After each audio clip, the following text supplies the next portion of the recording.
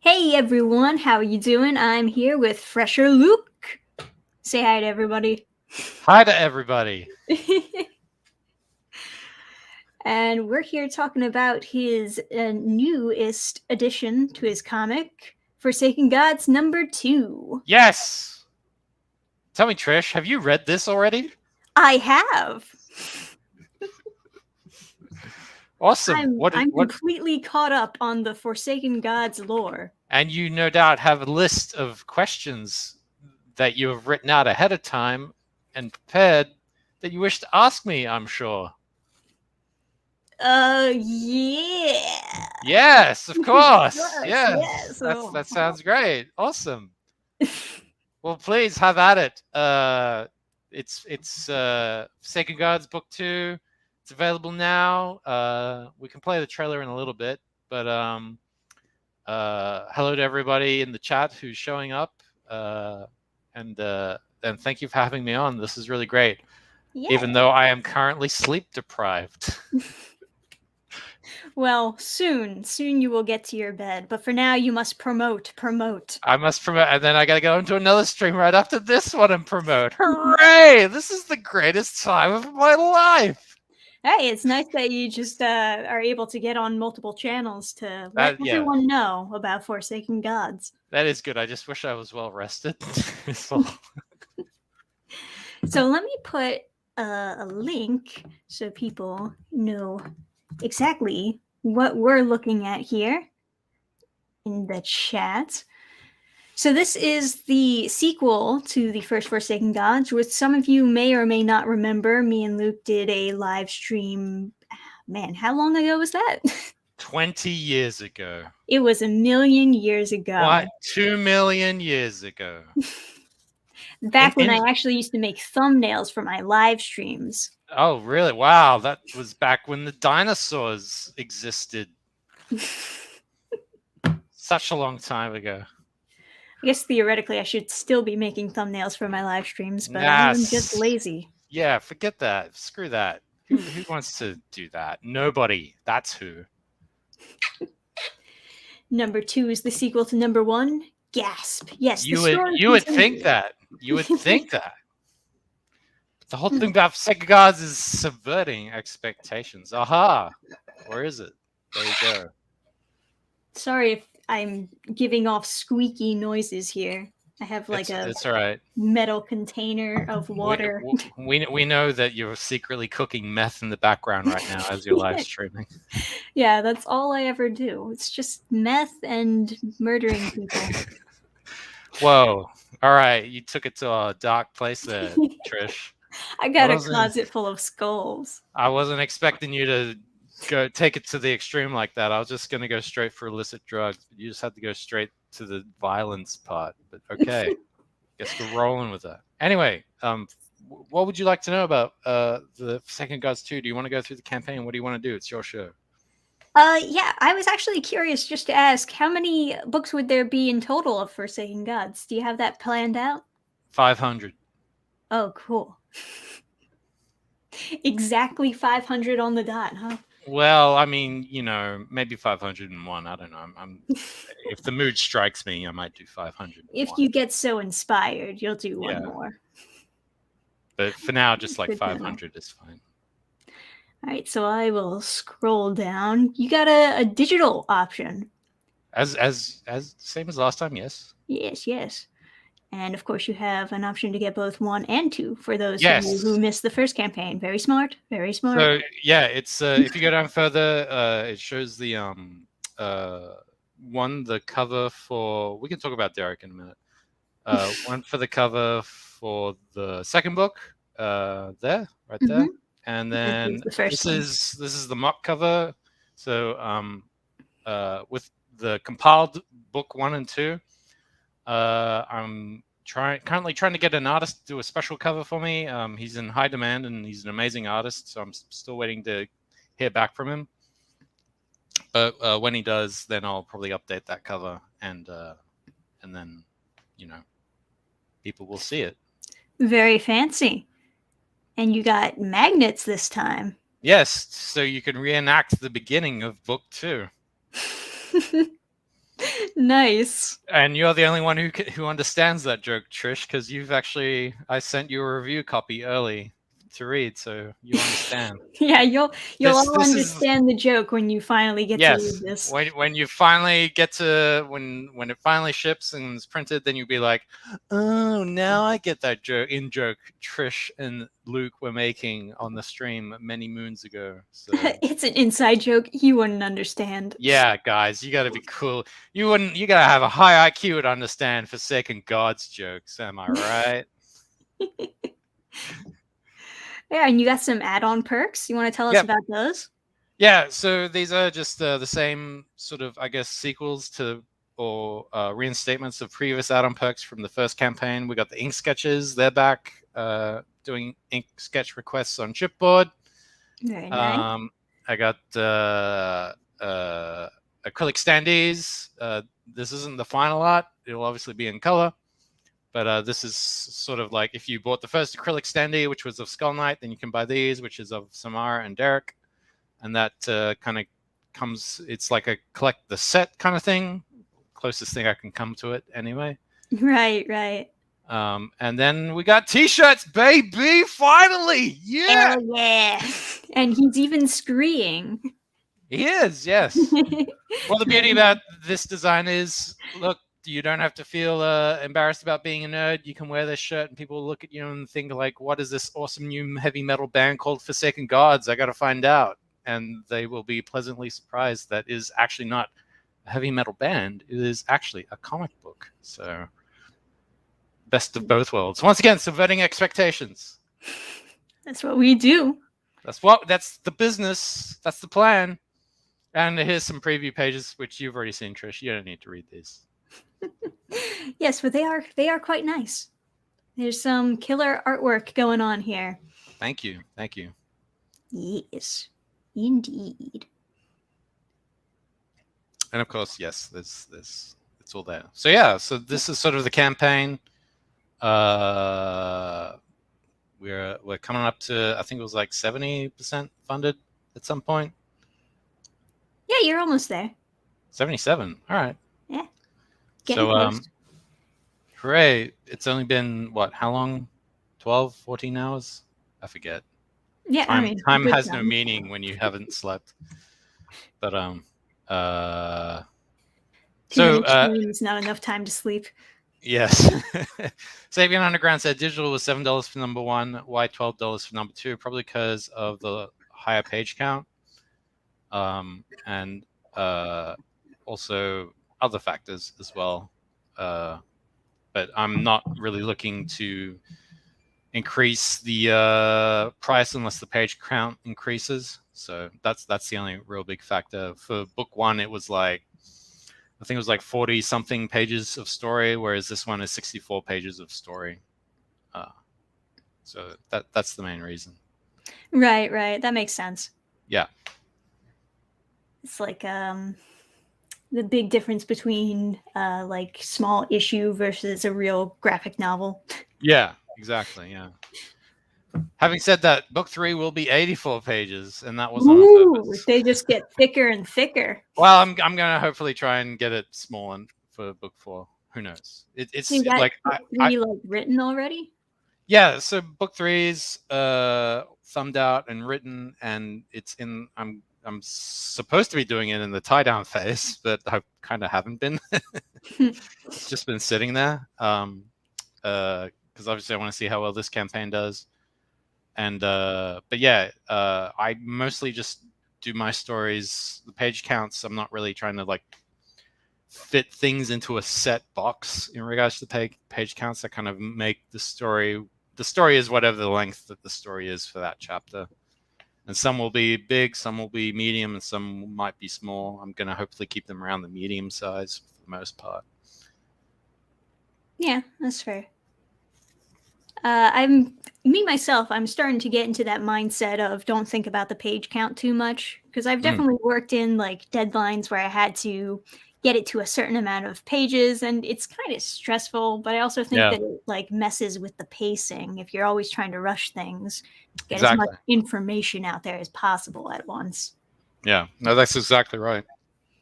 Very good point, Trish. You understand the pain of being an artist and a storyteller, and the inner angst as we sit there and flagellate ourselves with steel chains.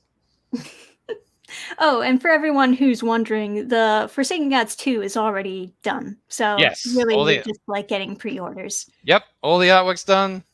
Should come out really quickly. Not like last time, am I right?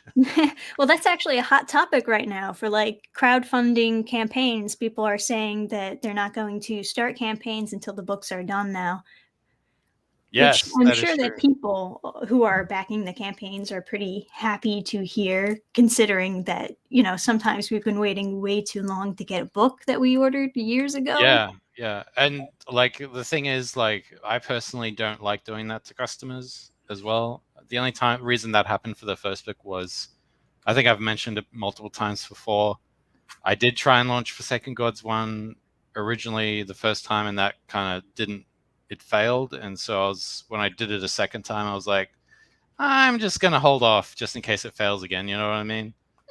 Right. So, but now that that succeeded, now this time I'm like, all right, well, that succeeded. Now this time I'm going to make sure I do things a little better this time. And I think it's probably the best policy, as you know, Mark Pellegrini and Timothy Lim have kind of shown us through Iconic Comics. Like, people really appreciate like getting a work or getting something that they've paid for soon after. It's just, yeah, people don't like waiting for something that they've put money into, I don't think. So yeah, and that's pretty fair. I mean, for the most part, like, I don't mind waiting that much, but sometimes it just gets to a ridiculous point in time.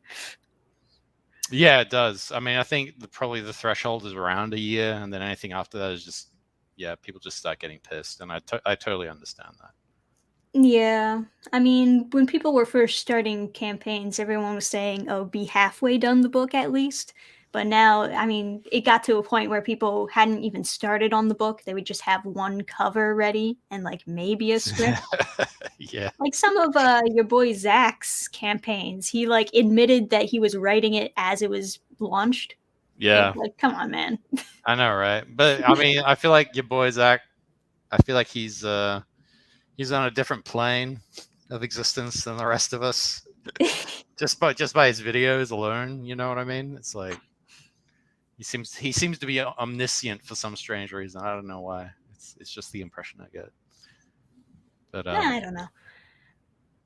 I mean, there's definitely complaints to throw around to everybody. I had like a lot of issues in my first campaign. Oh yeah, such as. Oh well, for the most part, like, it just took forever to actually really launch it, just because there were so many delays. Oh yeah, that's right. Yeah, art wise. Yeah. And then the first time I launched it, it didn't succeed. Yeah. Partially because I was just so depressed when I launched it. Yeah, that's true. Yeah, I remember that now. Yeah. Yeah, but you know, eventually everything turned around, and I managed to get it out there, and now I'm doing the second one. So we're both doing our sequels. Well, I mean, the cover looks pretty good. Anyway, back to me, because it's all about back to you. Me. Back to your book here. Out of the way, you. This is the Luke show. You want me to play the trailer, by the way? Or... Yeah, I mean, if that's what you want to do. You've already seen it. I have. It looked awesome, man. Oh, thank you. Yeah, I put a lot of work into this. It took months to do, and I was so relieved after I finally got it done. I was like, ah! Yeah, I mean, that's just work on top of more work. Yeah. So I don't know if I'm going to do another trailer like this ever again.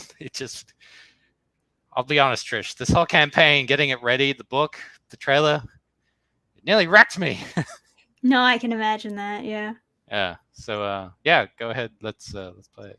Let's all admire Luke's hard work, guys. Yes.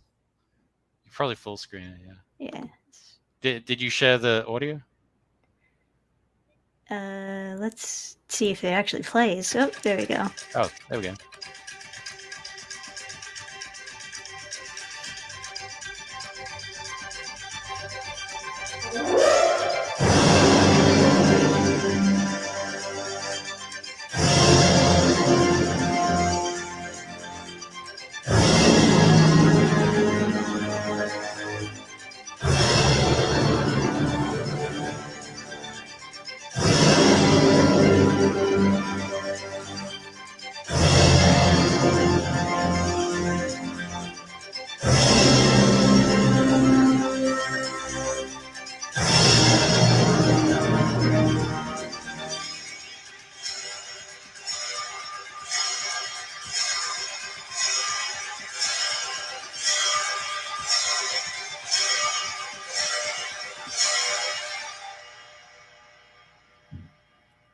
go.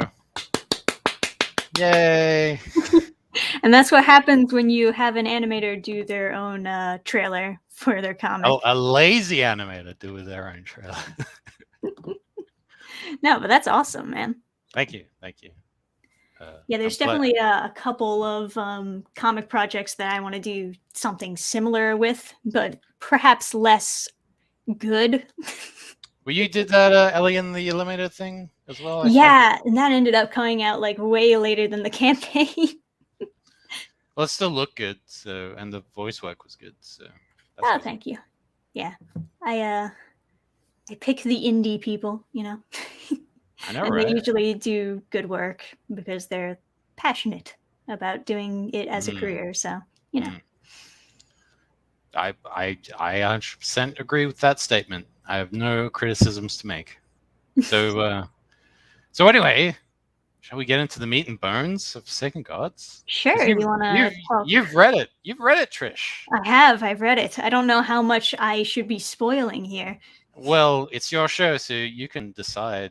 You are the master of this program. You can steer the conversation wherever you want to and ask whatever questions. You also want people to buy it, right? To sure. find out what happens. Well, I mean, I guess that's you got to be the marketer as well. You got to be like, how can I entice the audience into buying this? So. Well, it has some long, beautiful action scenes, guys. I can tell you that much. Sweet. Just like the first book, really. Okay. And the question was? Not a question. I'm just trying to entice the audience. Oh, okay, cool. Yeah.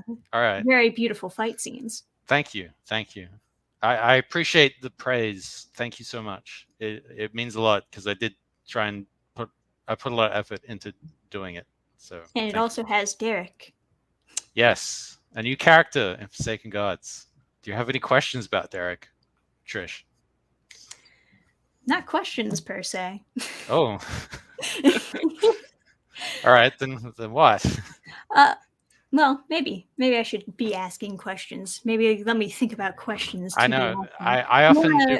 I often do better with questions. You want to tell us a little bit about Derek and who this character is and why you decided to introduce him into the story. So Derek was a character that I crowdsourced development with my previous fans back before everybody turned. And it was during a live stream, and we were just kind of like, messing around as we do. And yeah, we came up with Derek the douchebag pyromancer. And, everyone really responded to him really well. And I was like, yeah, he seems like a cool character. And so I'd always planned to sort of put him into the story with Skull Knight in some way. I've got like a roster of other characters that are going to make an appearance. But Derek has been the one that's sort of, I've really been hankering to sort of introduce first, at least, and just kind of, I guess, give a hint as to his relationship with Samara and so forth, and sort of how he kind of plays into this whole theme I'm going into about how two halves make a whole, so to say, and sort of how when we meet him, he's sort of at one stage of his, I guess, mental and emotional development, and then later on, as the story progresses, we kind of see as he progresses and grows as a person as well. Oh, that's awesome. Yeah. Super interesting origin story too. Oh, well, yeah, but that's not like, that's like the outside origin story. The meta story of Derek is that he's actually a demigod. So he's actually, yeah, sort of, he's part of sort of the way I'm sort of structuring the story, where I kind of, I guess, piecemeal introduce more and more aspects of the world of Epic Earth to the audience. So Derek is sort of like that introduction to demigods, who are these half-human, half-god offsprings who have like one parent is immortal and one parent, or mortal as in a human, and one parent is a god, and they are the byproduct of that. And they kind of they're kind of like a unpredictable element in the world of Epic Earth, because one, they're basically immortal, they don't age, and it's very hard to kill them, and two, they're incredibly powerful. Like each each individual demigod kind of has their own unique abilities, and those vary wildly. Derek's he can sort of manifest and control fire. And the other thing is Derek is somewhat of a young demigod in the world of Epic Earth. He's probably like maybe, I'd say 80 years old, which is actually really young for demigods. So he was born after the war. And but there are other demigods who are like way, way older and way, way more powerful. Because usually demigods tend to get more powerful as they age, like their power accumulates. And there's going to be other sort of, I guess, larger contexts to the story because I think I said it. I can't remember where I said it. It might have been on your stream or somebody else's stream, where I kind of explained some of the other mechanics of this world where demigods kind of, the gods have sort of implemented these rules that their demigod children must follow, like there's a whole parentage or offspring sort of dynamic that happens. So when gods procreate with mortals, they create demigods, and when demigods procreate with mortals, they create heroes. So heroes are kind of like guys like Jason and the Argonauts, right? Like Jason was this hero. He wasn't particularly a god, but he was sort of a human who was above other humans in a way, but he was still human. You know what I mean? Right. And he achieved these great feats because he had a touch of the divine in him. But the other thing is, if the sort of the way that the whole demigod and god sort of parentage thing works is that all demigods are kind of more or less related to each other in a way. They're probably like first cousins at the furthest point. So if demigods kind of procreate with each other, they have a high potential to create monsters with their offspring. And so the gods have kind of made a decree where demigods cannot, do the dirty with each other, so to say. And that's a big problem because obviously demigods are like, or at least the way I'm portraying them, they're like, they're at the top of the, of the natural hierarchy on par with monsters. Like they're incredibly well endowed, they're incredibly powerful, they're incredibly beautiful and handsome, and everybody wants to bang them, obviously, because they're like the ultimate supermodels, so to say. And because demigods are so powerful, they also have a high libido, and that kind of goes into other sort of societal dynamics that I'll get into in future issues. And it's kind of speaks about I guess the dynamics of society in general when such forces are in play, so to say. How was that explanation? That was long-winded. No, that was awesome. You gave everyone a really good full understanding of what you're doing with demigods. Well, that's only like the tip of the iceberg, so to say, of kind of where I'm going with it. There's a good question from Maverick in the super chat, actually. Let me see. Did I miss that?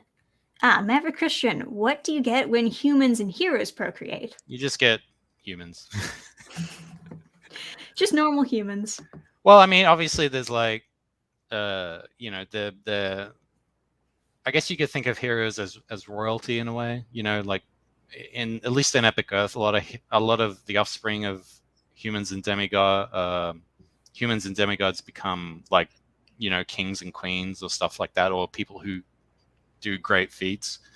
And so in a way they're like royalty. So obviously if they, marry or procreate with like another sort of human, then, logically they'll still be human because they're not related, you know what I mean?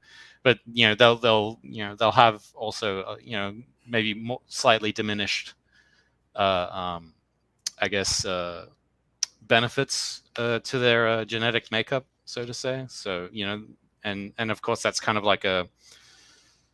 a lottery system, which is, I think, kind of the same with, everyone's offspring. Like some kids come out, with defects, and some come out with, benefits as well. There's plus and minuses. And that's kind of like a commentary on sort of, Dungeons and Dragons or RPG systems, sometimes you have buffs, sometimes you have debuffs. It just depends on the luck of the draw. So. Right. And I certainly have no luck. What do you mean? You got plenty of luck. So many natural ones. All right. So I also noticed Maverick asked this other question. So is Derek kissing an invisible girlfriend? Well, this is actually from a scene where our main character summons him, and he was in the middle of something, as you can see. He was, yeah. We'll leave it at that. That's probably already given too much away, but there is context as to this is a page from the book, and it'll make sense when you get the book. It's actually quite funny. So. Yeah, of course. Someone's asking me if I heard about M&Ms. What are those? Is the rapper? I've seen all the thumbnails with M&Ms in them. I have no idea what they're talking about, and I don't even want to know. I sort of just don't care. It's just gotten to the point of ridiculousness where I'm like, yeah, whatever. M&Ms did something stupid. I don't care. I'm just gonna go play Apex Legends. Fuck it all. I'm just gonna ignore it. I'm just gonna go read my comics in peace. Yeah. Hey, Artmark's here. Hello. Oh, Artmark, my number one fan. Hello, sir. Hey, what's up? Welcome to the Forsaken Gods #2 stream. Looking at some killer art. We just played the animated trailer, talked about Derek. So how did you find Derek, Trish? I know it's your show and you ask the questions, but now I'm going to grill you because you've read the book ahead of time. Yeah, I like what you got going with Derek right now. You start him off as extremely arrogant, and obviously his powers can do some serious damage, and he has no control over it. He's not really showing any restraint, which is putting other people in danger. But there's all the potential there for him to grow as a character. So I'm glad you have plans for that. And then I'll kill him. No, don't kill him. You know what? Think I'm gonna kill him. Think I'm gonna do that. Derek lives forever. Until he dies. Until he gets his head chopped off. So. No, bad. Then he's dead, Trish. He'll be dead, just in a pool of his own blood. Won't it be wonderful? He'll finally come. He'll have an epiphany, saying, "Wait, maybe I shouldn't be a jerk," and then he'll die. Oh yeah, that's the trademark way to kill off a character: is redeem them first and then kill them. And then kill them, just to rip your heart out. Just like throwing pocket sand in the reader's eyes. And then squeezing some lemon in afterwards in the eyes as well. Just to give it that zest. Yeah, just that extra sting, so to say. Yeah. And then pouring acid in after that just helps. Just eases the pain. Right. Yeah. I guess I should also go over book 1 just in case people haven't read book 1. That's yesterday's news, Trish. Why are we looking towards the past when we can look towards the future? Well, in a nutshell, she finds this guy. And now they go on adventure. They solve crimes, guys. Yeah. They're the ultimate crime-solving duo. There's a murder happening, and they come in, and it's like an episode of Monk, but if Monk was a skull encased in a magical piece of armor that screams all the time, and his assistant was Samara. They're cleaning up the streets of all the scum. They're like walking through the streets of New York and just like, righting wrongs. That's what this whole book is about. Hell yeah. Thank you for the donation, Maverick. It'd be a great subversion where a villain doesn't want to reform simply because he thinks he'll die if he does. You know what? You just guessed the whole entire plot to the entire series. Don't put ideas in his head. Chat. Did you hack my computer and figure it out? Is that what you did, Maverick? I think that's what he did. Anyway. I got someone asking, why are so many companies going into NFTs now? I don't know why, Luke. Because they're trying to get on this bandwagon. But we'll talk about NFTs in a second, because I've got an NFT project that's launching in 22 hours, or minting in 22 hours, and it's a little different from the normal NFTs. But yeah, it's sort of part of this new rollout of Web3. Do you know about Web3? I have no idea. So right now we're on Web2, which is like it's like centralized platforms but with multiple users. Web3 is like a more decentralized thing where everybody kind of owns a little piece of the internet, and that's through blockchain technology. And NFTs are kind of like the beginning step of that. But we'll get into that in a little bit, probably the last 10-20 minutes of the stream. Sure. Or however long you want to talk about it, because I think it's a really interesting tech. I think it might be the future of the way that comics are sold in the future, and it might be a good way to sort of fight piracy, because I think print comics are kind of like, I think it's fair to say print comics are sort of an old format that might be going out of style very soon. I think digital comics are the future. I know your boy Zach has mentioned that the digital comics are the future. And I kind of agree with it, because one, there's no real distribution costs. You can distribute all over the world digitally. There's also like a lot more people reading digital, despite the fact that they're like, oh, I don't like digital, but then they all read digital. Yeah, exactly. I actually just did a poll recently, and it's like mostly everyone reads digital. Yeah, and also, you don't have to worry about sort of color formats like CMYK with digital. It's, you can use the colors you want to use, and people like reading it. It's just the main issue right now is piracy, and I'm always, as I've said before previously, I'm always reticent. Oh, it's Anne Margot's here, and I'm always reticent to sort of offer a digital copy for second guards, just because I'm always worried that someone's going to pirate it, and that's money out of my pocket as a result. And that's the other great thing about NFTs, where just because of the way that smart contracts are set up, the artist will always get paid for every sale and resale and trade that happens. So everybody wins in the end. Interesting. But yeah, as I said, we'll get into it further. Anyway, other questions about second guards, Trish? Well, I guess I don't know. In 7 more minutes, we'll go back to that conversation.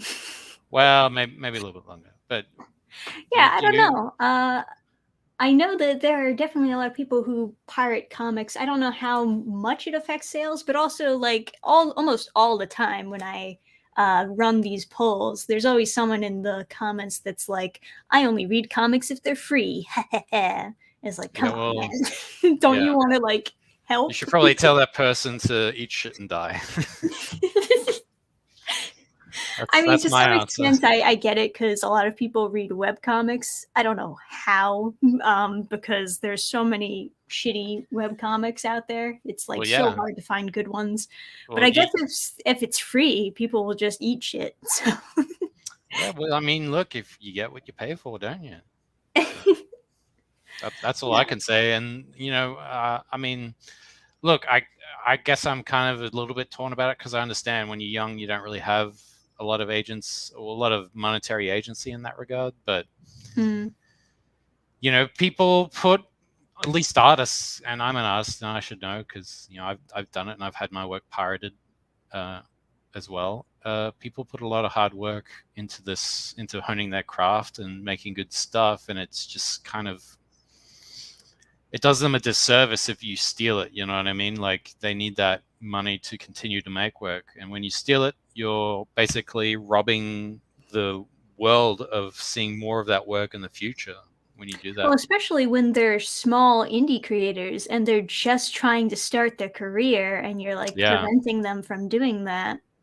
I mean, I understand doing like free stuff is like promotional stuff. Sure, I understand that, but it's like, that doesn't mean all of your work has to be free. But these, I mean, I don't understand. On my website, I have a bunch of free comics up there that people can just read, but I also have comics that people can pay for. Keep it balanced. But yeah, kids need to not be allowed on the internet. I think that's the solution to this problem. Like the only way you can be on the internet is if you have a driver's license. There you go. There you go, guys. I solved it. I worked it out. There you go. That's the solution. There's a question for me. Have you thought about doing drawing streams? Drawing streams are kind of difficult for me because I work on a lap desk. So, well, I do drawing streams on my channel. He does, and he has some sick drawing skills. So thank you. Feel free to watch sick. It. Could you say some sick, tight, dope drawing skills, Trish? Yeah, super tight. Oh, whoa! All right. Super poppin'. Super poppin'. It's like totally sick, bro. Radical, dude. Radical, dude. Everyone says that when they're like, "Hello, fellow kids. I am also of the radical dudes." I'm not even that old, but I'm still like, hello, fellow kids. Yeah. Oh well. Groovy. But anyway, back to Forsaken Gods. Let's talk about Forsaken Gods. Or was that all you wanted to say or ask? Was there anyone in the chat who wanted to ask questions? Yeah, anyone in the chat have some questions? Should we like refresh this to see if we got any backers? We could. Yeah, do a little refresh and shame people who haven't backed. Oh, we've got up to 50. Woo! There we go. The big 5 now. 84%, guys. Almost there. Sweet. Thank you for backing, guys. I appreciate it. Yeah. Hopefully, we'll see where the final number ends up, and then I'll be able to see whether or not people like Forsaken Gods enough to do a third book. Yeah. I am curious what you have in mind for the third book, but I'm guessing that is major spoiler territory. Well, I'll just say this. Anyone heard of a third twin? I don't know where I was going with that. I don't even understand. But okay. Maverick's got a question that's really good at clearing it up. People obviously aren't familiar. So that's the pretty lady that Derek had in his arm. So that's one of the two main characters. That's Samara Ankma. She's an archaeologist in this fantasy world of Epic Earth, and we kind of, I guess she's kind of like the stand-in for the audience. We kind of discover things as she discovers things, and she's the one that awakens Skull Knight initially, and that's all that happens in the first book. And if you there's a perk right now where book 1 and 2 are compiled into a single volume that you can get. So if you missed out on the first campaign, you have your chance to do this, to get it again with both of them, and I think it makes a more complete flowing story. And hopefully an artist that I'm trying to get to do the cover for it will get back to me very soon with a good schedule in mind. Do you have your eyes on like multiple artists, or are you just like trying to nail this one? Yeah, I'm pretty stubborn.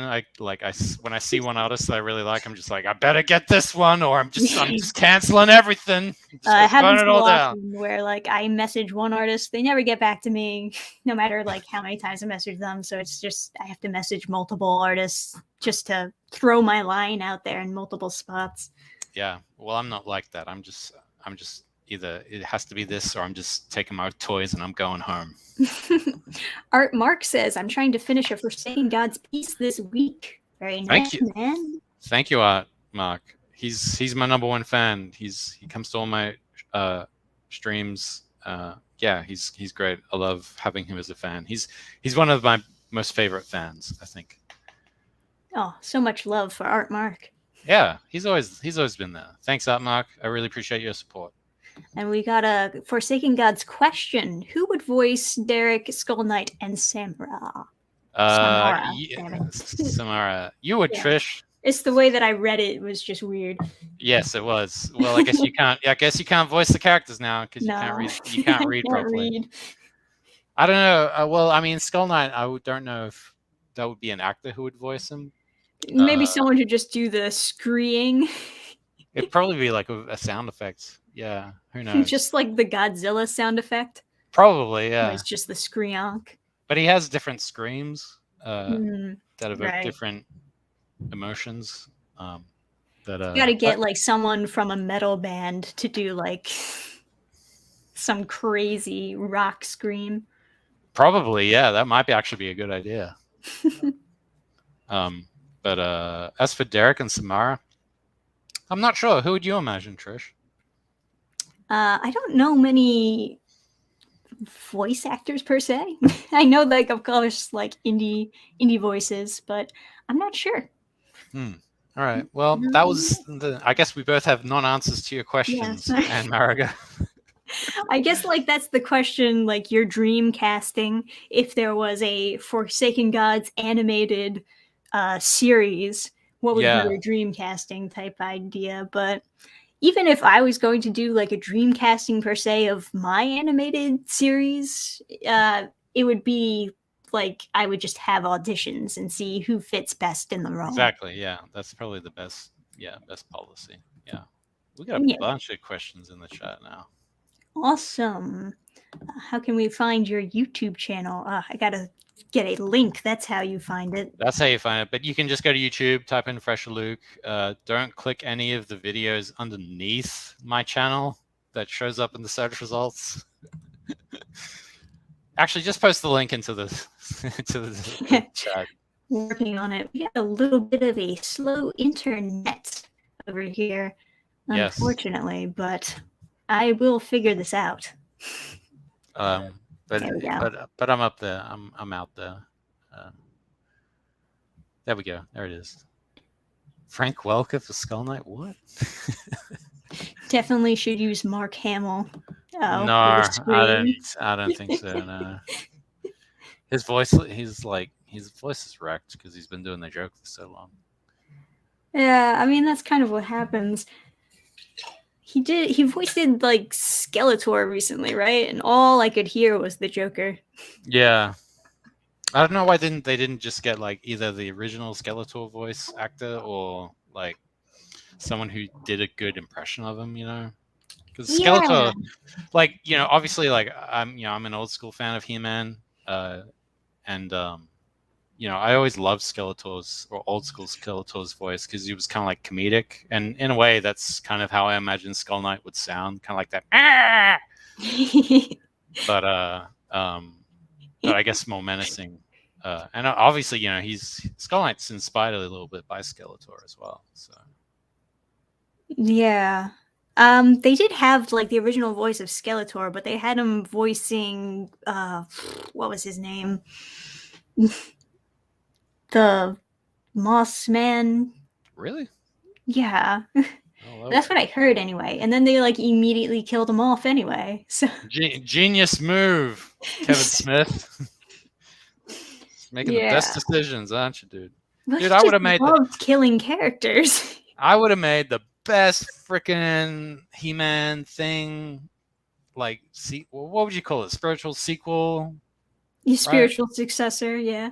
Or finale to it, because it was kind of a finale in a strange way. It would have been great. Yeah, I can imagine that almost anyone would have done a better job. Yeah, but I would have done the best job. Yeah, I mean, it takes people who are actually passionate about the original to actually go and continue it and make it good and consistent. Everyone's just saying names now in the chat. What is this? This is crazy. Are they just saying names for like actors that they would want as your characters? Yeah, it's like, yeah, just rattle off 100 names, even actors who are dead. Oh yeah, the 2002 Skeletor was pretty good. Yeah, he was pretty good. Yeah, he was more menacing, but still had that tone with it. Yeah, it was like this mix of like dastardly but comedic at the same time. Yeah. So he could be like super evil, but then he could also be pretty funny. Yeah. No, I always liked that sort of that interesting mix. Yeah. That was a pretty good, as far as remakes of He-Man goes. 2002 was pretty good. I can't even remember that Was that the one with the? That was the high detailed one, right? Yeah, it was more high detailed one. The newest one is the CGI one. Yeah, that looks good. Good kids film. Oh, kids series, I guess. Yeah, looks certainly a lot more lighthearted than Revelations, where everyone is always dying. And the jokes don't land. Anyway, moving on. Yeah, moving on. Forsaken Gods. I should put another link just so people know. Just so people this remember. is a book you can get.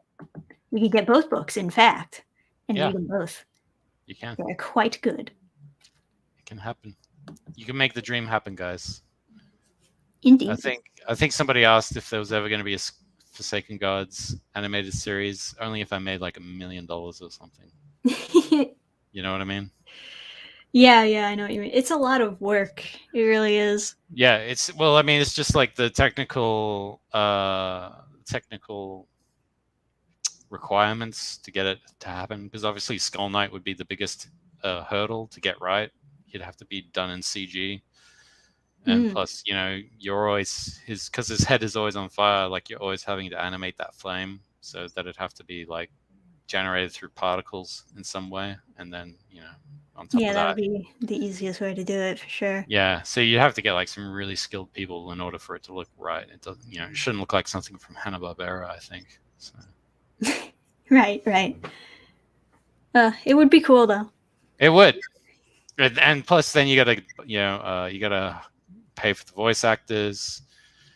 Then you got to get the right music. You'd have to go forward with your best foot. It couldn't look anything like High Guardian Spice. It'd have to look way better than that. Well, it doesn't take much to.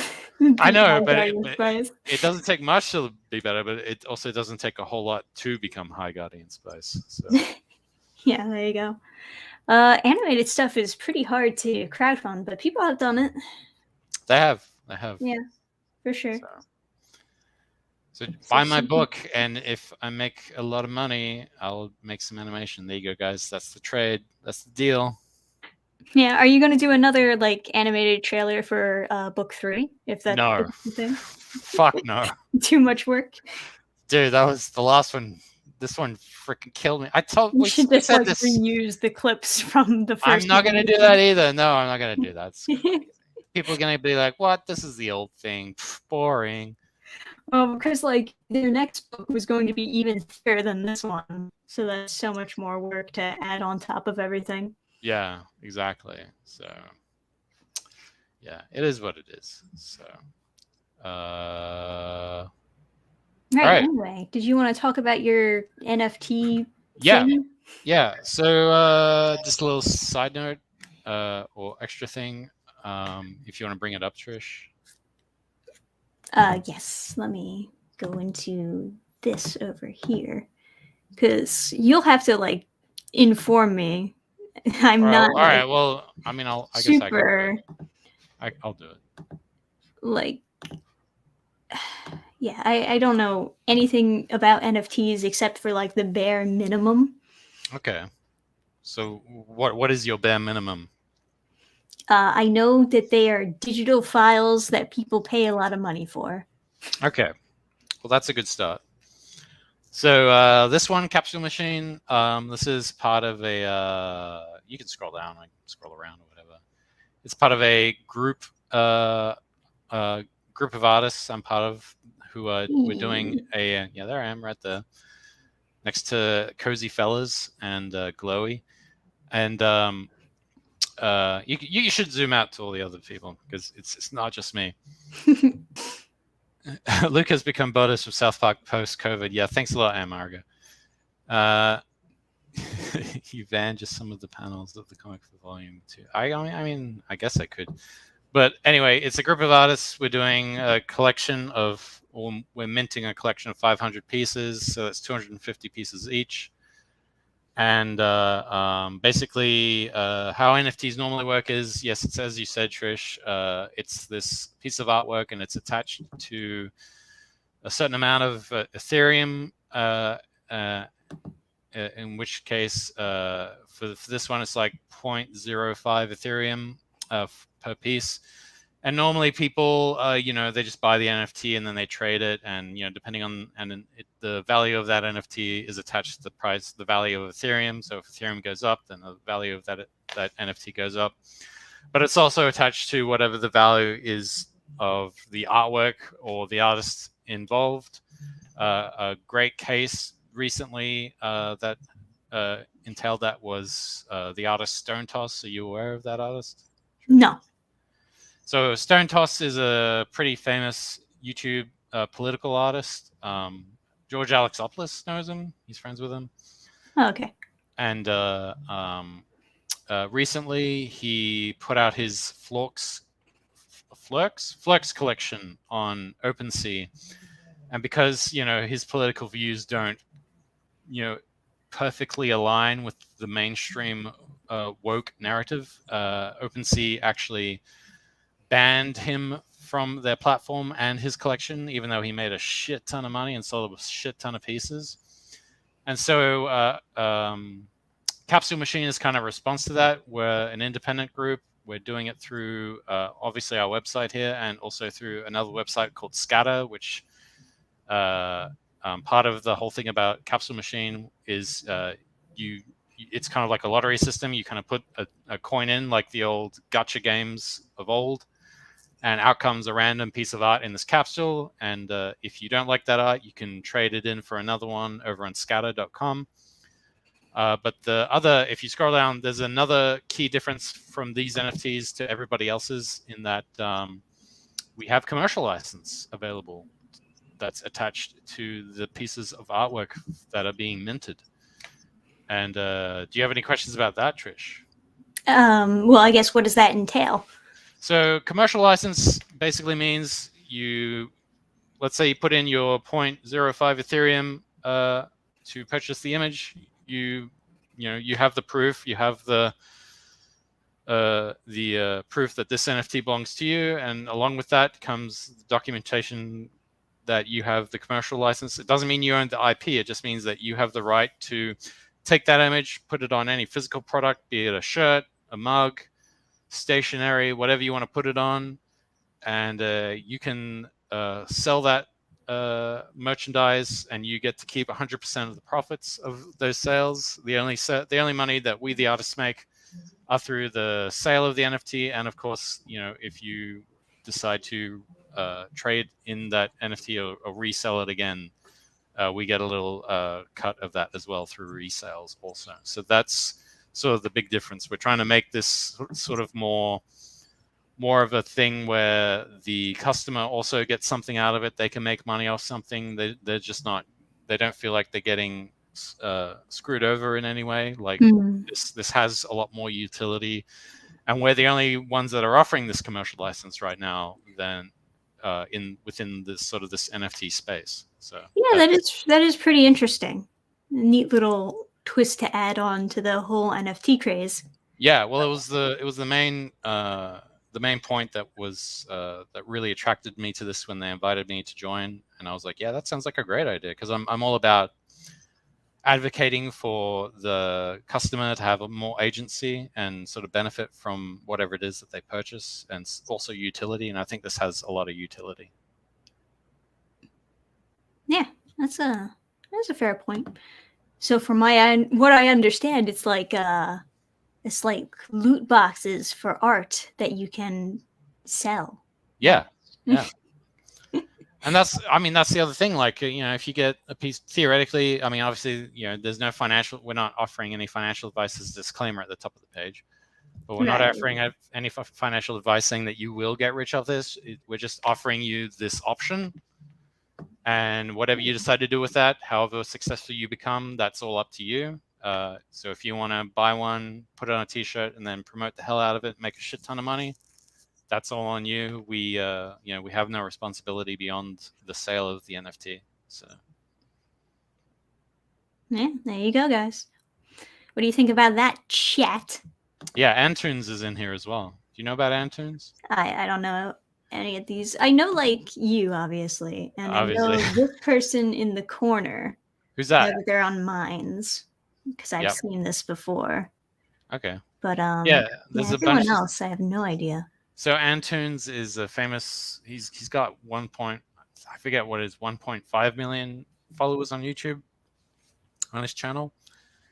So he's a part of it as well. We got Radkai, who's a friend of mine. She's doing neon bitch face. And of course, we got H8KU or Haiku or Hateku, who the little gray pyramid guy with the one eye up in the corner, left corner. Oh, I gotcha.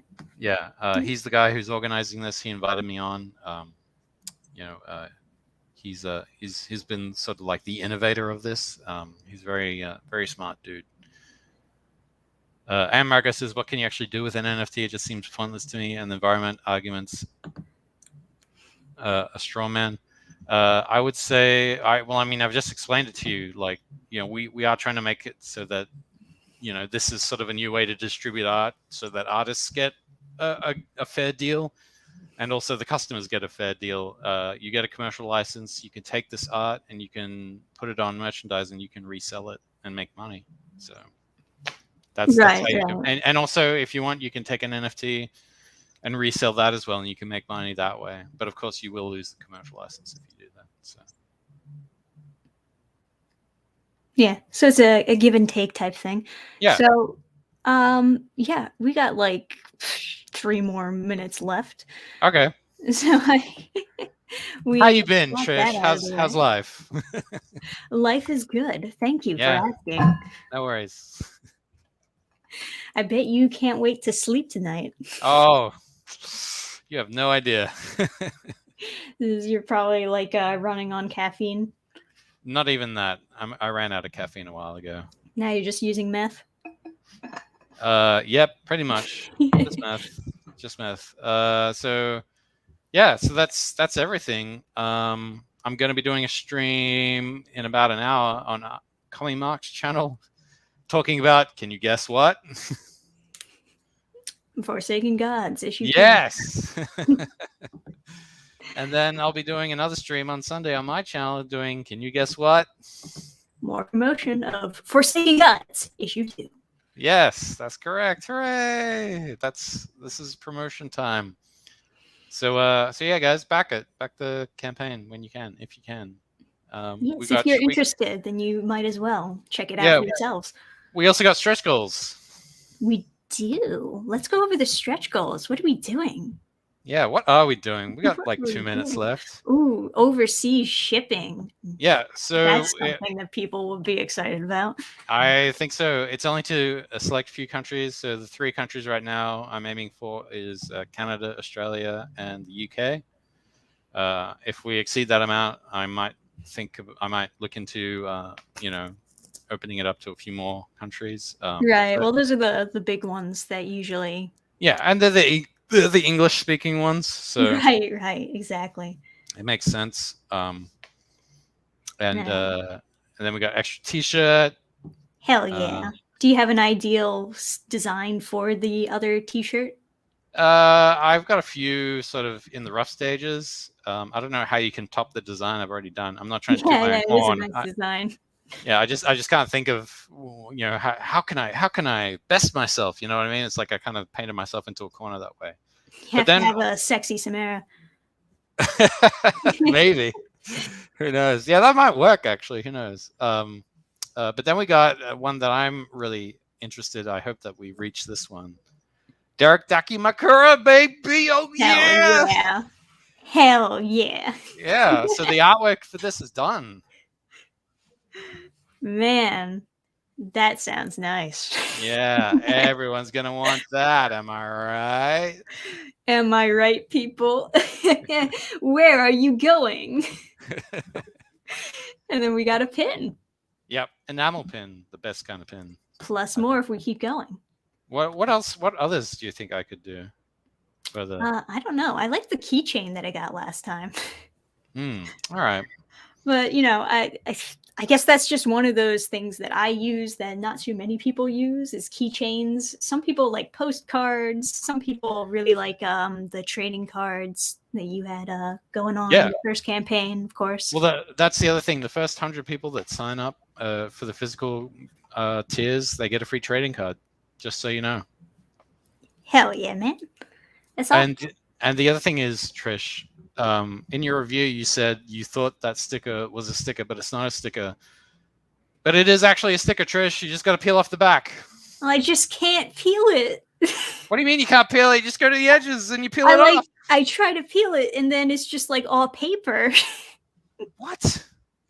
I don't know. It keeps on happening with all the stickers that I keep getting. Are you like getting your stickers from the same people that like make it hard to peel the stickers? Yeah, no, it's fine. You just gotta try harder. I don't know how you're doing it. Just keep trying. Maybe I'm just dumb. You're not peeling it right. I think. I don't know. It's like a banana. You just peel it from a certain point. Yeah. I don't know. Yeah, that's one of the things that I personally like about backing campaigns is getting all the extra goodies that come with it that you wouldn't have gotten if you just bought it direct. Well, you know, so have you ordered your copy yet, Trish? I did. Okay. Well, I mean, that's very kind of you. You didn't have to because you already read the book. But I really well, I want the book in physical. Well, I'll make sure that 3D Zach is doing the fulfillment. I'll make sure he'll put like a whole bunch of stickers in there for you to try and peel. We can make it like a whole video of me just attempting to peel stickers and like do one, fail, do another one, fail. Yeah, tossing them behind me. Like how are you doing? Are you tearing them in half? Is that what you're doing? That's not how you peel them. I don't know. I try to. You don't peel them through the middle. You peel them along the edge. I try. I even have nails, and I can't get in between. Like get a knife. I don't know.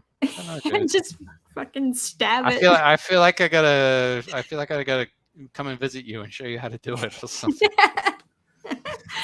I need the how-to instructions. Does your boyfriend have to show you how to open doors? No.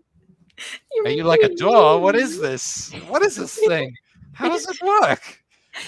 There's this thing that you turn and you somehow must either pull or push. How do you know which way to go first, right? Sorry, I'm teasing you. I shouldn't do that. But anyway, there's lots of stickers for Trish coming down the pipeline. Perfect. Just so you know. Anyway, thank you guys for joining us on the stream. Check out Forsaken Gods if you are interested. Maybe I'll play the trailer again just to bring it home. Nah. You guys can rewind. You guys can do it. Yeah. You guys can do it on your own. You guys are smart. You know how to do it. And we got 50 backers. There's 50 more cards left. So get in while you can. Yep, definitely. And Luke, thanks for joining me on the live stream today. Thank you for having me on your live stream today, Trish, to promote my projects. And you've been a big supporter, and I really appreciate it. I'm looking forward to the review for the second book. Oh yes, this is gonna be a good one. I hope. I'm sure it will. If it's anything like the first one, it'll definitely be something to tune in for. And I'm not being sarcastic. I do mean that. All right. Well, I guess we'll. Is there anything you want to like close with? I don't know if you had your own. The world is healing right now. I know things seem tough.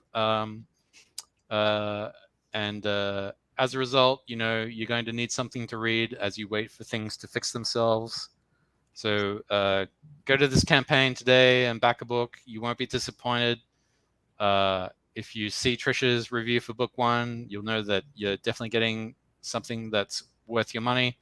I respect my customers because in a way my customer is a future fan. And if you're a fan, then I want to make sure that you feel that you are satisfied with the end product. And if you have any criticisms, please let me know. And I am always happy to try and rectify any wrongdoing, any mishaps that have gone down, be it either through fulfillment or the quality of the book, or in general, if you just have comments you want to make, I'm happy to hear them. I mean, if you want to just go online and berate me, then I don't want to know you. But I found mostly the customers that have come on have been really nice. So I'm always I'm always eager to try and find new ways to get a better product to them in a more quicker fashion.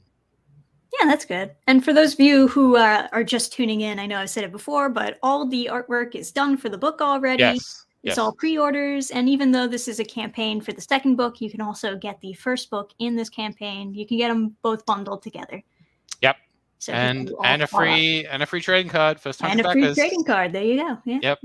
Gotta jump on that one though. Yeah. Before they're all gone. All right. Stay fresh, everyone. All right. Goodbye, everyone. Have a good Friday.